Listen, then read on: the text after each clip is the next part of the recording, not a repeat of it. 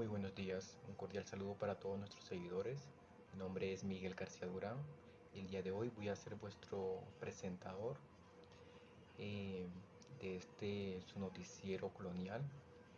El día de hoy vamos a hablar un poco sobre esas mujeres que marcaron una gran historia durante el tiempo y que hasta la fecha son muy reconocidas.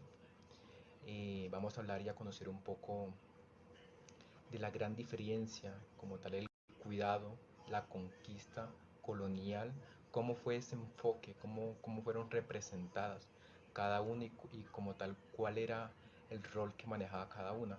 Y por hecho, pues tenemos una gran invitada, Manuela Beltrán, también conocida como el Heraldo Feminista de la Libertad. Ella nos va a contar un poco sobre su vida, cómo fue ese desempeño que ella tuvo. Realmente vamos con ella. Hola, muy buenos días, mi nombre es Manuela Beltrán, nací el 13 de marzo de 1724 en Socorro, gobierno de Tunja, Virreinato de la Nueva Granada. Fui una vendedora de tabaco que estaba inconforme por el aumento de los impuestos, así que decidí romper el edicto frente a las personas del pueblo. Con esto desencadené la llamada Revolución Comunera que sucedió en 1781. Me resucitaron por la historiografía del siglo XX como símbolo de nacionalismo pre-revolucionario. Muchas gracias por permitirnos conocer un poco de esa historia. Pues de igual manera nuestros seguidores desean saber y conocer cómo fue ese papel y los roles que vivían las mujeres en esa época. El rol que desempeñaban las mujeres en esta época era básicamente que trabajaban como amas de leche o también llamaban nodrizas, sirviendo en casas de monjas, y los campesinos solían mezclar sus trabajos con la elaboración de artesanías, vivanderas en el mercado o atendiendo fondas. Los nobles no podían trabajar ya que se consideraba una cosa muy vil por el resto de la sociedad. Cabe recalcar esa ardua labor que han venido trayendo las mujeres y esa vocación por mantener la disciplina en el cuidado. De igual manera, muchas gracias Manuela por permitirnos conocer de esa historia que en parte nos ha cambiado la vida. Por supuesto, también para el día de hoy tenemos otra gran invitada, también que ha venido en representación de las mujeres en la época de la colonia, Policarpa Salabarrieta, una heroína. De igual manera, pues me place saludarla. Pues ella nos va a contar un poco de su vida, de su historia, y pues también nos gustaría saber cómo fue la educación para ellas en esa época. Hola, buen día. Mi nombre es Policarpa Salabarrieta Ríos. Nací el 26 de enero de 1795 en Guava. Fui maestra de escuela y costurera. Fui una heroína que estudió para las fuerzas independistas criollas. Durante la Reconquista española fui ejecutada en la Plaza Mayor de Bogotá. Algunos dicen que mi nombre de pila varió en diferentes versiones como Apolonia, Polonia o Policarpa. Nací en una familia acomodada que tenía lo suficiente y era respetada en la villa de Guavas, pero no poseíamos ningún estatus de legalía.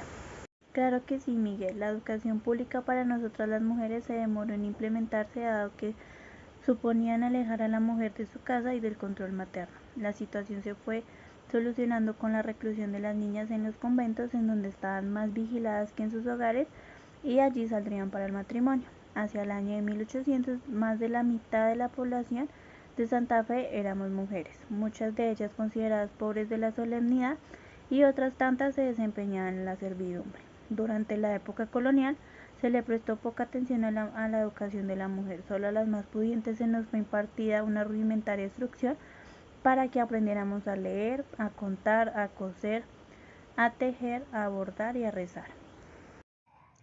Aun siendo así la poca educación que fue impartida en ustedes las mujeres, podemos ver ese gran desempeño por salir adelante y poder promover la libertad.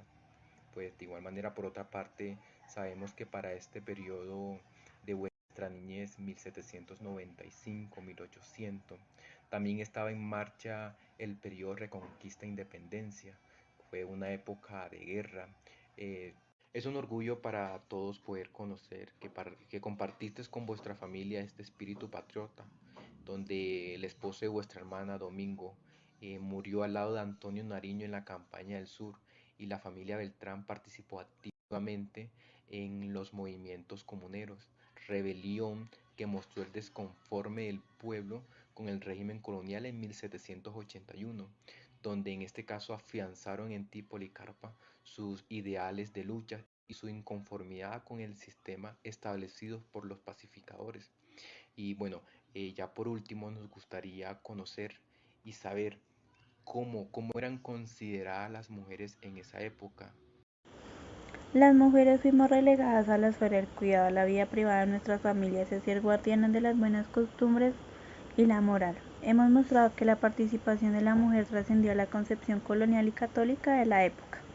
Más allá de ser buenas madres y esposas, más allá del hogar y de ser defensoras de la moral, las mujeres participamos de las luchas de independencia como trabajadoras, espías, combatientes, conspiradoras, auxiliadores de tropas, propiciadoras de tertulias sobre política y revolución, que servirán de base para los movimientos de independencia. Manuela Beltrán, Policarpa Salabarrieta, fue un gran honor poderlas tener en este noticiero colonial, poder recordar y vivir grandes momentos. Estamos muy orgullosos de poder tener mujeres como ustedes que a pesar de las adversidades lograron cambiar en gran parte nuestra historia. Vuestras hazañas perdurarán y serán reconocidas al pasar de los tiempos. Estamos muy orgullosos y pues no cabe más decir que muchas gracias por permitirnos esta entrevista. Estamos muy agradecidos. Siguiendo con nuestra programación y dando gracias a todos nuestros seguidores, para el día de hoy también tenemos a unas grandes invitadas que nos van a hablar un poco sobre esta hermosa profesión como es la enfermería. Nos van a contar un poco sobre cómo se desempeñaba el papel de la enfermera en la época colonial, cómo eran consideradas, cuáles eran los roles que ellas cumplían, las actividades que debían como tal realizar. Por hecho, pues vamos a ir con una de ellas que nos va a contar un poco sobre esa historia. En la época colonial, la enfermería no era considerada una profesión médica, por lo que a nosotras las enfermeras éramos vistas como las sirvientas del hospital o del mismo doctor al que estábamos asociadas.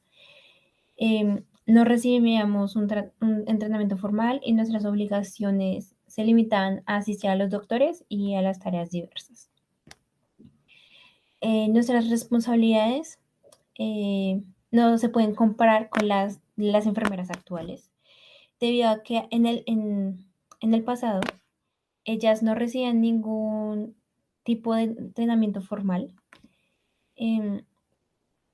Durante la guerra revolucionaria, nosotras nos encargábamos de preparar los alimentos de los enfermos eh, o de los heridos, limpiar y hacer las camas, vendar las heridas, aplicar las medicinas, y también a las enfermeras asociadas a la milicia eran consideradas seguidoras de los regimientos y muchas eran las esposas de los mismos soldados.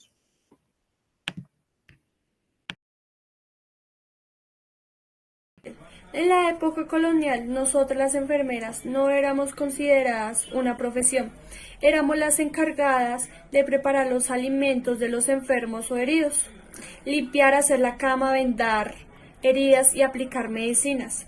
Uno de nuestros deberes fundamentales era llevar a cabo la preparación de medicinas a base de hierbas, como el cataplasma, una mezcla de hierbas húmedas que se presionaba sobre una parte inflamada o herida. Esto era uno de los instrumentos más importantes durante esta época. También las medicinas se podían administrar de forma de. En la época colonial se utilizaron entablillados, torniquetes y suturas. Los entablillados servían para inmovilizar huesos rotos, los torniquetes detenían el sangrado al rodear la herida con fuerza y las suturas eran puntadas de hilo utilizados para cerrar y unir los bordes de una herida. También se llevaron a cabo inoculaciones de viruela, un método parecido a la vacuna. Al realizar un corte en la llaga virulenta de un enfermo en recuperación, introducir un hilo en la cortada y luego sacar el hilo para hacerlo pasar a través de la persona que iba a ser inoculada. Gracias, Miguel. La incorporación de la mujer a la educación formal se lleva a cabo de manera importante. al igual que en buena parte de los países de América Latina durante las décadas del siglo XX, presentando un crecimiento sostenido que cobra mayor fuerza a partir de la década del 70, haciendo uso de los derechos sociales que han sido conferidos en su calidad de ciudadanas. La educación en el siglo XXI ha ido avanzando según para las mujeres, ya que ha habido un progreso donde las mujeres se encuentran en un punto alto, mientras que los hombres se encuentran en un punto medio o ya sea abajo. Pero se ha observado que todavía se encuentran con diferencias salariales significativas o trabajan muchas mujeres en trabajos de nivel de la informalidad. Muchas gracias por permitirnos conocer un poco de esta historia de la enfermería en la época colonial. Aunque no era reconocida como una profesión, las mujeres desempeñaban un gran trabajo, que era el cuidado. Se sabe que el vendaje era uno de los principales utensilios de las enfermeras coloniales, el vendar. Pues se dice que algunas hasta lograron vendar profesionalmente. El sanar era uno de sus principales trabajos. Y bueno, dándole finalidad a este programa, a este noticiero colonial, le damos las gracias a todos nuestros seguidores, nuestras invitadas. Muchísimas gracias por permitirnos conocer de esta historia que nos ha marcado la vida para bien y que gracias a ello pues tenemos una mejor oportunidad. Oportunidad que en gran parte se la debemos a ustedes, que han hecho un gran cambio. Bueno, nos estaremos viendo en una próxima emisión de este su noticiero colonial. Fue un gusto.